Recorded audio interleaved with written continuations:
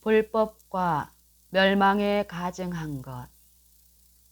이러한 것이 주께서 베푸시고 사람이 세우지 않은 성소와 참 장막에서 부리는 그리스도의 제사와 제사장 직분과 봉사이다.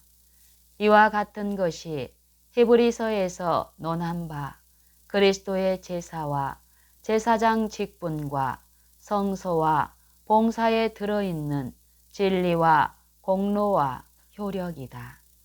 그러나 이 위대한 진리를 말하고 있는 곳은 비단 히브리서만이 아니다.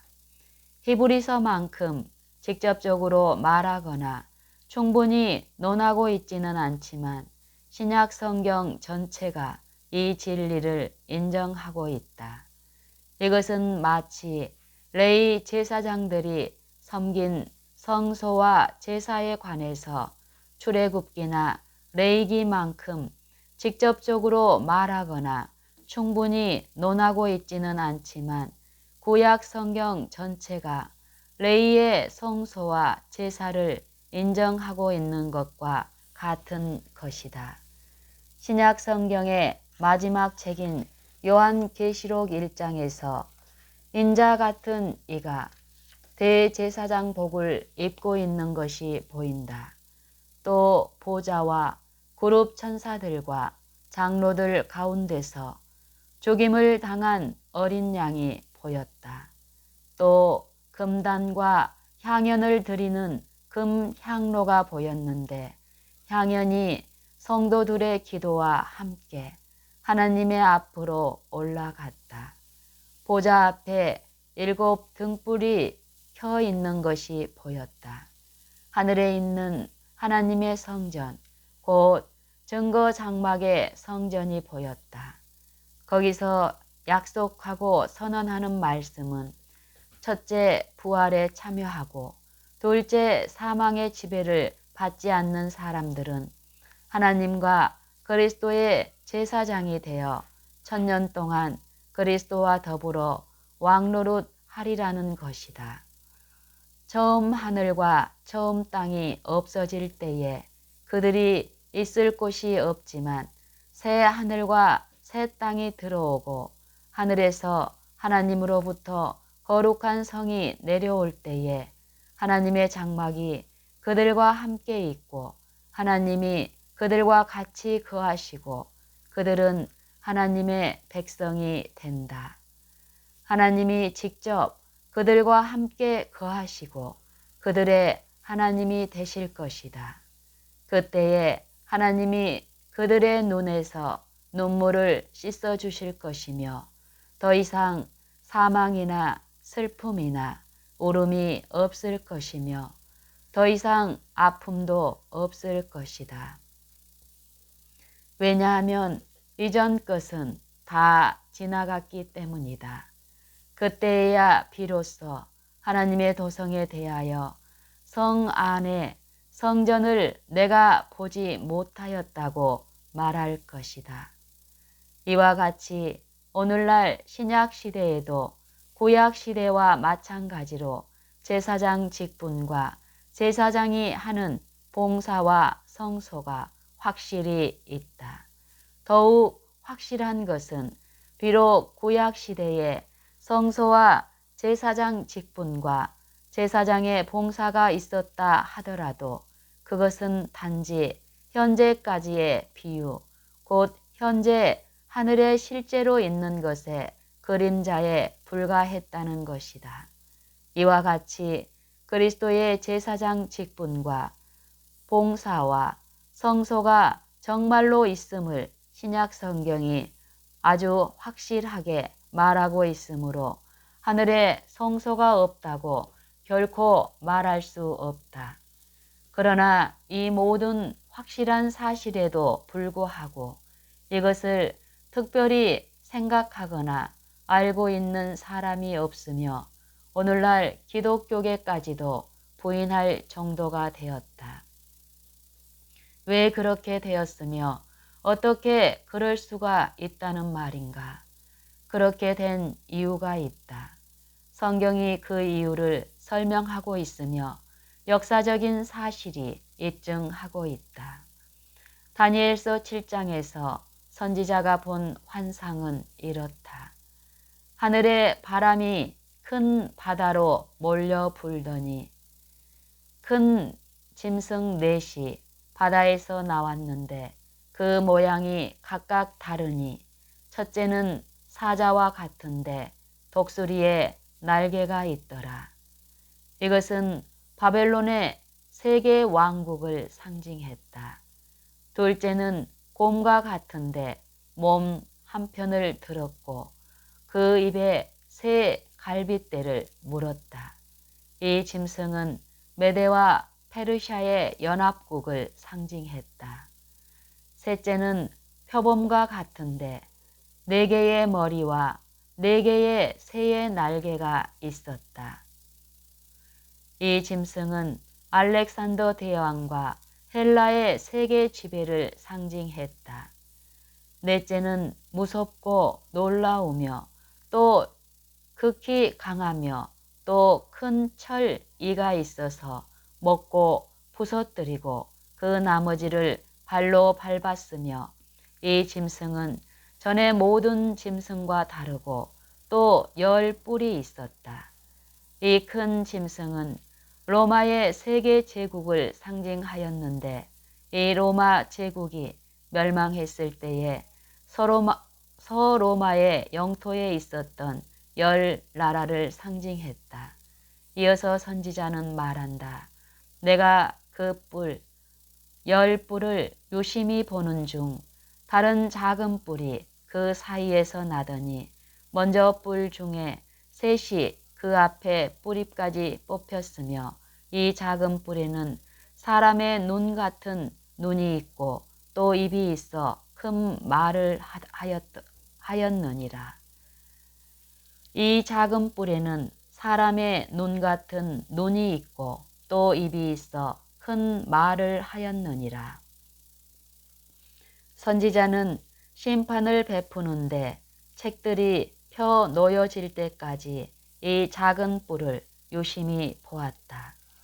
이 심판이 베풀어지고 책들이 펴 놓였을 때에 그때에 내가 그 큰 말하는 작은 뿔의 목소리로 인하여 주목하여 보는 사이에 짐승이 죽임을 당하고 그 시체가 상한 바 되어 붙는 불에 던진 바 되었으며 라고 선지자는 말한다. 11절. 뒷부분의 말씀에 놀라운 변화가 있는 것을 주목하기 바란다.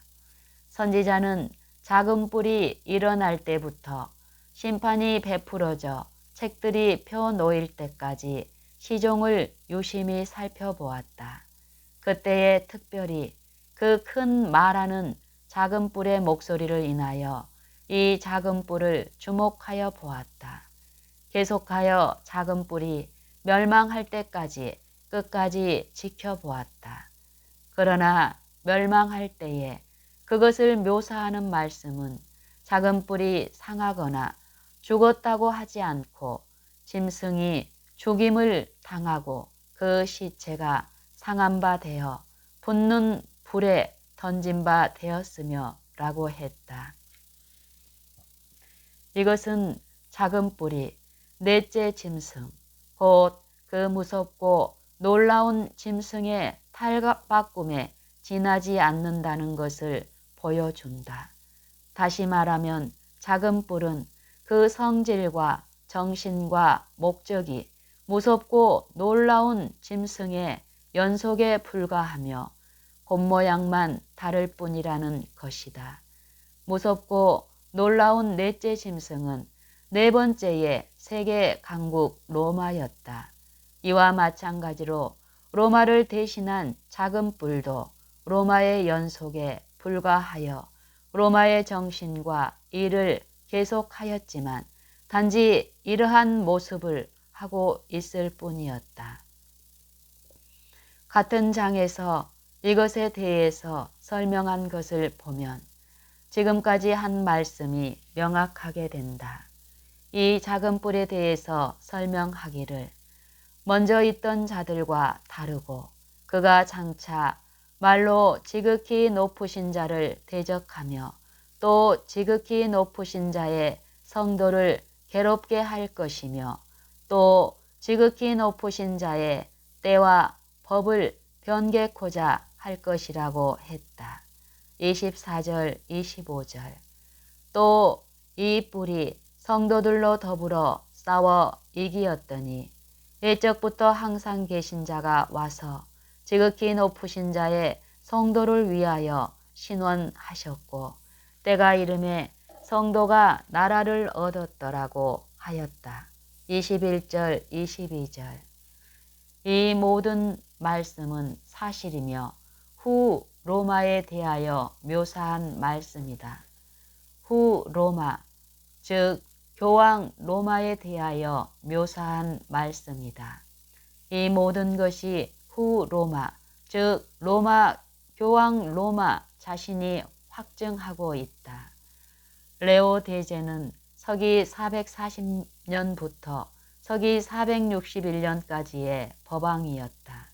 그때 전 로마, 즉 이교 로마는 멸망 직전에 있었으며 급속히 멸망에 가고 있었다.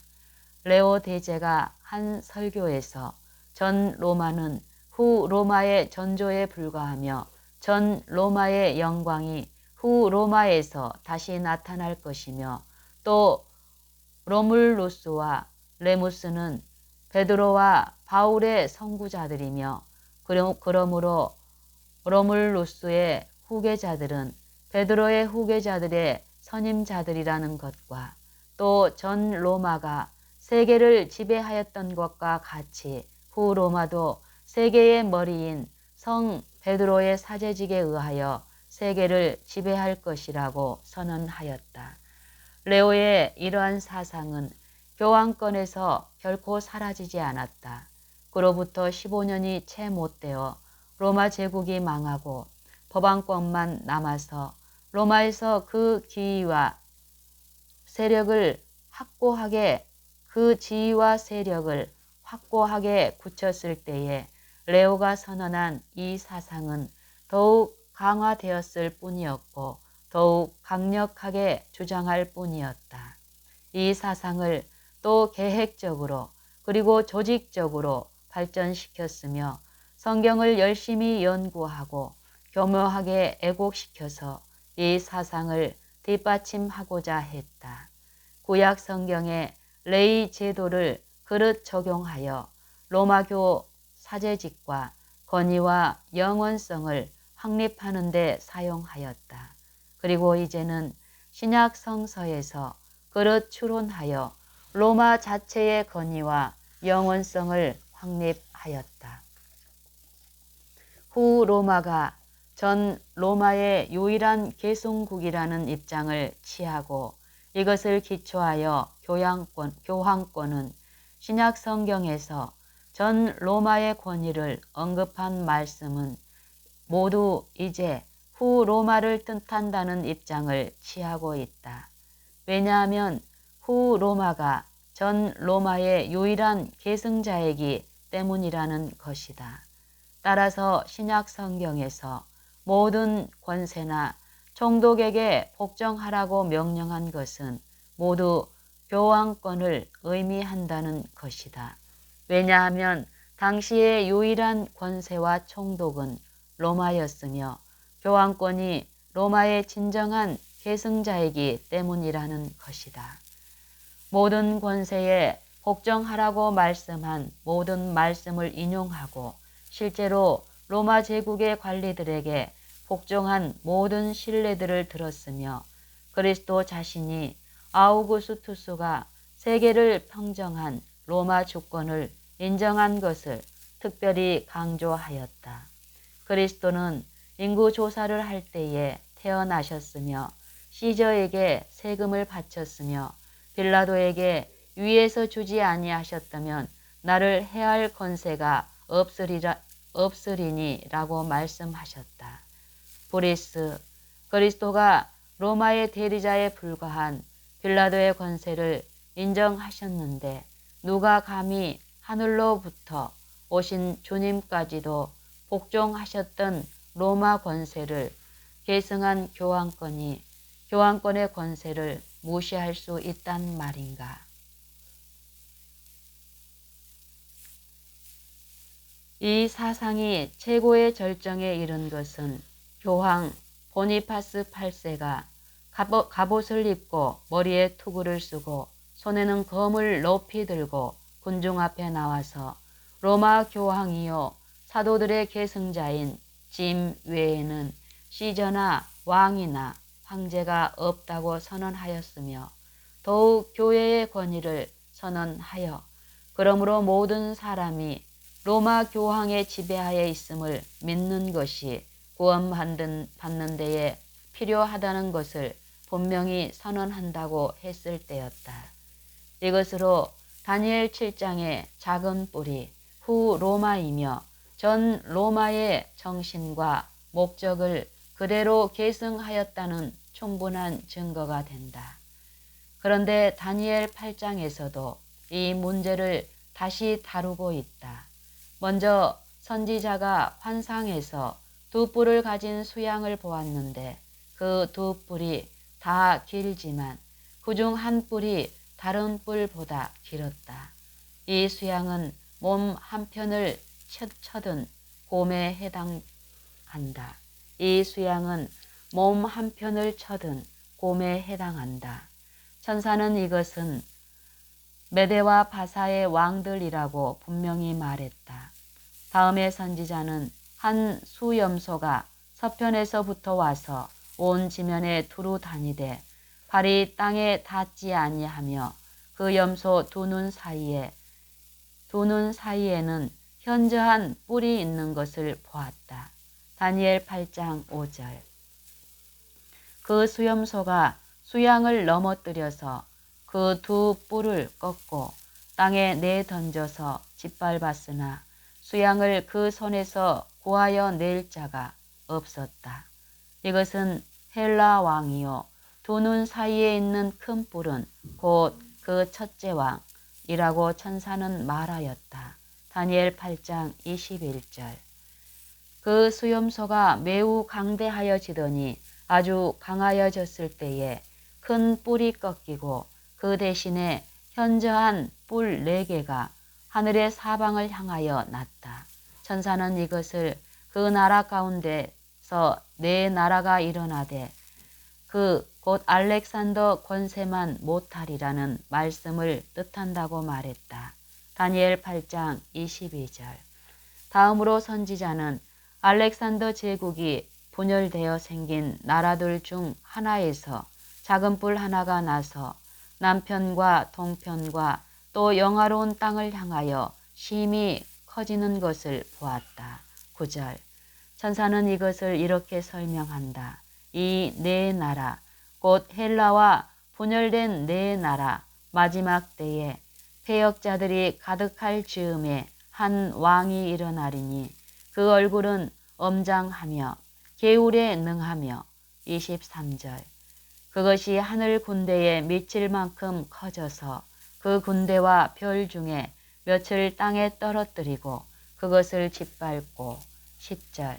그 권세가 강할 것이나 자기의 힘으로 말미암은 것이 아니며 그가 장차 비상하게 파괴를 행하고 자의로 행하여 형통하며 강한 자들과 거룩한 백성을 멸하리라.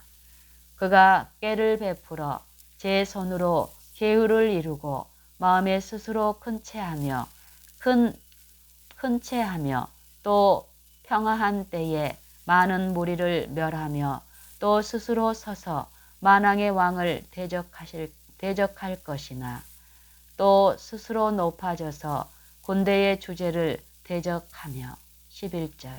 그가 사람의 손을 말미암지 않고 깨어지리라. 24절 25절. 이러한 자세한 설명을 통하여 다니엘 8장의 작은 뿔은 로마를 상징함을 알 수 있다. 로마는 헬라 제국이 멸망할 때에 일어나서 세상의 끝, 곧 사람의 손으로 아니하고 산에서 뜨인 돌에 의하여 사람의 손을 말미암지 않고 깨어지며 다니엘 2장 34절, 35절, 44절, 45절. 그때의 모든 지상의 나라들은 완전히 멸망하여 불에 탈 것이다. 다니엘 7장에서 작은 뿔은 후 로마를 표상하고 있지만 실은 두 로마, 즉 처음 시작부터 끝까지 있을 로마를 표상하고 있다. 왜냐하면 이 작은 뿔이 부서져서 멸망될 때가 되면 죽임을 당하고 그 시체가 상한 바 되어 붙는 불에 던진 바 되는 짐승이 되기 때문이다. 이와 같이 다니엘 7장에서 작은 뿔의 이야기가 끝나나 그 사상은 8장에서 계속되면서 같은 세력에 관하여 말하고 있다. 다니엘 8장에서 작은 뿔이란 말은 두 로마를 모두 말하며 이것은 다니엘 7장에서 작은 뿔에 관한 설명을 마치는 말씀에서 또 두 로마를 가리켜 멸망에 가증한 것 및 망하게 하는 죄악이라는 말로 보여준 바와 같고 후 로마 자체의 가르침과 역사가 확증한 바와 같다. 다니엘 9장 26절, 27절, 마태복음 24장 15절, 다니엘 11장 31절, 다니엘 12장 11절, 다니엘 8장 11절, 13절. 그러면 이제 전 로마에 관하여 한 모든 말씀이 사실이며 후 로마에 와서 강화되었다는 것 외에는 두 로마가 하나이다. 전 로마에 관하여 한 모든 말씀이 사실이며 후 로마에 와서 강화되었다는 것 외에는 두 로마가 하나이다. 그러면 이제 이 작은 뿔 세력에 관하여 다니엘 8장의 성경 말씀을 좀 더 보도록 하자. 11절과 25절에서 이 작은 뿔 세력에 관해서 이렇게 말한다. 마음에 스스로 큰 채하며 또 스스로 서서 만왕의 왕을 대적할 것이다. 데살로니가 후서 2장에서는 데살로니가 교인들이 주의 곧 오심에 대하여 가진 그릇된 생각들을 고치면서 사도는 이 문제를 이렇게 설명하고 있다. 누가 아무렇게 하여도 너희가 미혹하지 말라. 먼저 배도하는 일이 있고 저 불법의 사람 곧 멸망의 아들이 나타나기 전에는 이르지 아니하리니 저는 대적하는 자라. 범사에 일컫는 하나님이나 숭배함을 받는 자 위에 뛰어나 자존하여 하나님 성전에 앉아 자기를 보여 하나님이라 하느니라. 내가 너희와 함께 있을 때에 이 일을 너희에게 말한 것을 기억하지 못하느냐. 데살로니가 후서 2장 3절로 5절. 이 성경 말씀에서는 다니엘 8장의 작은 뿔로 표상된 동일한 세력에 대하여 분명히 묘사하고 있다. 그러나 이것을 좀 더 충분히 가르쳐주는 다른 말씀을 생각해 보도록 하자. 사도가 데살로니가 형제들과 같이 있을 때에 이 일을 이미 말했다고 하면서 지금 편지를 쓰고 있는 것이다. 사도행전 17장 1절로 3절에서 바울이 데살로니가에 있을 때에 관하여 다음과 같이 말하고 있다. 저희가 아비볼리와 아볼리니아로 다녀가 데살로니가에 이르니 거기 유대인의 회당이 있는지라. 바울이 자기의 규례대로 저희에게로 들어가서 새 안식일에 성경을 가지고 강론하며 뜻을 풀어 그리스도가 해를 받고 죽은 자 가운데서 다시 살아나야 할 것을 증명하고 이르되 내가 너희에게 전하는 이 예수가 곧 그리스도라 하니 먼저 배도하는 일이 있고 저 불법의 사람과 불법의 비밀과 곧 멸망의 아들이 나타나서 하나님을 대적하고 범사에 일컫는 하나님이나 숭배함을 받는 자보다 자신을 높이며 하나님의 자리에 앉아서 하나님으로 행세할 것이라고 말했다. 데살로니가 후서 2장 3절. 성경을 가지고 사람들에게 강론할 때에 바울은 성경 어디에서 이런 불법의 사람과 비밀에 관한 진리를 발견하여 데살로니가 사람들에게 말할 수 있었는가? 사도는 이것을 다니엘 8장에서 발견하였으며 데살로니가에 체제하면서 가르쳤던 것이다. 데살로니가 후서에서 사도가 사용한 어휘들이 바로 다니엘 8장에서 찾을 수 있다. 그러므로 내가 너희와 함께 있을 때에 이 일을 너희에게 말한 것을 기억하지 못하느냐고 말하는 것이다. 이것은 로마가 스스로 높아져 군대의 주제이며 만왕의 왕을 대적하는 때가 사도의 시대 후에 있을 것이라고 못 박고 베드로 직결시켰다. 이 베드로가 발전하여 교황권 곧 후 로마가 되었다. 이제 다니엘 8장 11절과 12절을 읽어보도록 하자. 그러면 여기에서 바울이 데살로니가 사람들에게 불법의 사람과 불법의 비밀에 관하여 가르친 성경 말씀이 있는 정확한 출처를 분명하게 알 수 있을 것이다. 또 스스로 높아져서 군대의 주제를 대적하며 그에게 매일 드리는 제사를 제하여 버렸고 그의 성소를 헐었으며 범죄함을 인하여 백성과 매일 드리는 제사가 그것에게 붙임 바 되었고 그것이 또 진리를 땅에 던지며 자의로 행하여 형통하였더라. 이 말씀은 하나님과 기독교 시대의 성소와 제사장 직분과 제사를 없애버린 것을 분명하게 지적하고 있다. 다시 한번 이 구절을 읽어보자. 또 작은 뿔, 곧 불법의 사람 스스로 높아져서 군대의 주제, 즉 만왕의 왕 그리스도를 대적하며 불법의 사람에 의하여 그에게 매일 드리는 제사, 그리스도의 계속적인 봉사와 제사장 직분을 제하여 버렸고 그의 성소, 즉 군대의 주제이며 만왕의 왕이신 그리스도의 성전을 헐었으며 범죄함을 인하여 백성과 매일 드리는 제사, 즉 군대의 주제이신 그리스도의 계속적인 봉사가 그것, 즉 불법의 사람에게 붙임 바 되었고 그것이 또 진리를 땅에 던지며 자의로 행하여 형통하였더라. 이 세력이 범죄함을 인하여 다시 말하면 죄를 이유로 하여 백성 즉 군대를 끌어들여서 진리를 땅에 던지고 그리스도의 제사장 직분과 봉사와 성소를 교회와 세상이 알지 못하도록 가로막고 또 이 모든 것을 땅에 던져서 마구 유린하는 데에 사용하였다. 이 일을 성공시킨 것은 범죄함 때문이었다. 불법은 죄이다.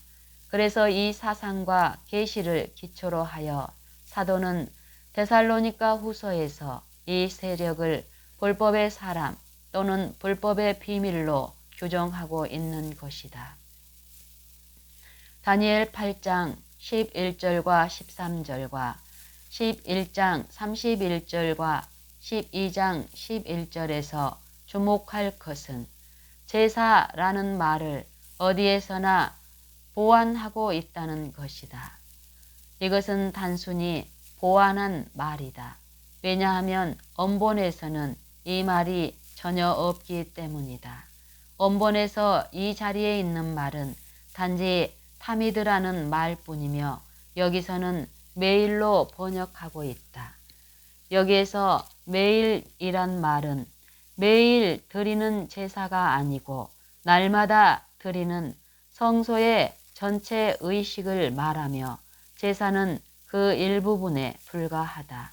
타미드라는 말은 끊임없는, 계속적인, 부단한, 영속적인, 확실한, 계속적으로, 항상, 영원한 등을 의미한다. 이런 뜻의 말만이 원본의 사상을 나타내며 본 성경 구절에서는 매일로 번역하고 있다. 민수기 28장과 29장에서도 이 말을 17번 사용하고 있으며 성소의 계속적인 봉사를 가르치고 있다. 그러므로 이것은 영원히 계신 고로 그 제사 직분도 갈리지 아니하고 영원히 온전케 되신 대제사장 그리스도의 계속적인 봉사이며 불법의 사람 법왕권이 제하여 버린 우리의 대제사장의 계속적인 봉사이다. 이것은 대제사장 그리스도가 거기에서 그의 계속적인 봉사를 하고 망하게 하는 제약이 헐어버린 성소와 참 장막이다. 불법의 사람이 이 봉사와 성소를 교회에서 제하여 버리고 세상이 알지 못하도록 하여 땅에 던지고 발로 짓밟았으며 그 대신에 멸망케 하는 미운 물건을 세웠다. 전 로마는 참것의 그림자인 보이는 성소, 곧 지상 성소에 물리적으로 행하였으나 후 로마는 바로 참것. 다니엘 11장 31절, 12장 11절, 8장 11절 13절에 참것인 보이지 않는 성소, 곧 하늘 성소에 영적으로 행하였다. 앞에 난해주의 인용문에서 배도할 당시 감독과 장로와 집사 및 성만찬식은 레위 제도의 대제사장과 제사장과 레위인들 및 제사를 계승한다고 하는 것을 볼 수 있다. 앞에 난해주의 인용문에서 배도할 당시 감독과 장로와 집사 및 성만찬식은 레위 제도의 대제사장과 제사장과 레위인들 및 제사를 계승한다고 하는 것을 볼 수 있다. 그리고 성경의 모든 증거에 의하여 하나님의 반차를 조차 그리스도가 하는 성소에서 대제사장으로서 봉사하고 계시는 것이 분명하게 되었으며 사실 이것이 레위 제도의 실체이며 또 그 제도를 계승한 기독교 제도이다. 그러므로 배도하면서 감독을 대제사장으로, 사제를 제사장으로, 집사를 레위인으로, 그리고 성만찬을 제사로 생각하는 제도는 그리스도가 레위 제도를 계승하는 것을 애곡한 것이므로 이것은 참 제도를 거짓 것으로 대치하고 참 것을 완전히 제하여 버리고 드디어는 땅에 던져서 유린한 것 외에는 아무것도 아니다. 이것은 어찌하여 그리스도의 제사장 직분과 봉사와 성소에 관한 이 위대한 기독교 진리가 오늘날 기독교계에 알려지지 않았는지 그 이유를 보여준다. 불법의 사람이 이것을 제하여 버리고 땅에 던져서 유린하였기 때문이다. 불법의 비밀이 이 위대한 진리를 가리워서 모든 시대의 교회와 세상이 보지 못하게 하였으며 불법의 사람이 세상에 자리를 잡고 앉아서 하나님으로 행세하고 그 불법의 백성들은 하나님의 교회로 자처하고 있기 때문이다. 그러나 불법의 사람이나 불법의 비밀이라도 죄를 위하여 드리는 이러한 교회 의식의 필요를 나타내고 있다. 그러나 불법의 사람이나 불법의 비밀이라도 죄를 위하여 드리는 이러한 교회 의식의 필요를 나타내고 있다. 비록 불법의 사람과 불법의 비밀이 그리스도의 제사장 직분과 봉사와 성소를 제하고 땅에 던져서 유린하고 완전히 가리워서 기독교계가 보지 못하도록 했지만 그러나 그 사상을 완전히 버리지는 않았다. 참것을 버리고 참것을 땅에 던졌지만 그 사상을 계속 가지고 있으므로 참것 대신에 자신의 영역 안에서 완전히 거짓된 제도를 세웠다. 불법의 사람은 하나님이 하늘에서 직접 세우신 대제사장 그리스도를 대신하여 제일 많은 인간을 제사장으로 땅에 세웠다. 하늘 성소에서 자기의 희생을 기초하여 끊임없이 드리는 그리스도의 하늘 봉사를 대신하여 지상에서 제일 많은 인간 제사장이 하루에 한 번 매일 드리는 미사의 간헐적인 봉사로 대치하였다. 주께서 베푸시고 사람이 세우지 않는 성소와 참 장막을 대신하여 나무와 돌로 그들 나름의 집회소를 세우고 성소라는 말을 붙인다. 이와 같이 하나님이 제정하시고 유일한 실체인 한 분의 영원한 대제사장과 하나의 영원한 봉사와 하나의 영원한 하늘 성소 대신에 제 마음대로 고안하여 지상의 많은 대제사장과 많은 봉사와 많은 제사와 많은 성소를 세워서 참것을 대신하게 하였다. 그러므로 이것은 어느 모로 보나 인간적일 뿐이며 완전히 거짓된 것이다. 그러므로 이 제도는 결코 죄를 없앨 수 없다. 어떤 지상 성소의 제사장 직분이나 봉사나 제사나 의식도 죄를 없앨 수 없다. 히브리서에서 이미 본 바와 같이 여호와께서 직접 지상에 세우셨던 지상 성소의 제사장 직분과 봉사와 제사와 섬김도 죄를 없애지 못했다. 이 제도로는 죄를 없애지 못했으며 또 결코 없앨 능력이 없다고 성경은 기록하고 있다.